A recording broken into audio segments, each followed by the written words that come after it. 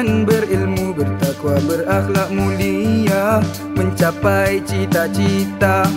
Setiap langkah maju ke hadapan, mereda liku-liku halangan, menjadi yang pertama di dunia, membawa kejayaan, bersatu bersama menempuhi rintangan.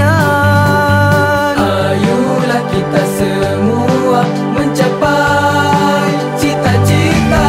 Kami generasi ulul albab, bergerak maju langkah ke hadapan, bersama cita-cita yang tinggi, bersama itulah kami.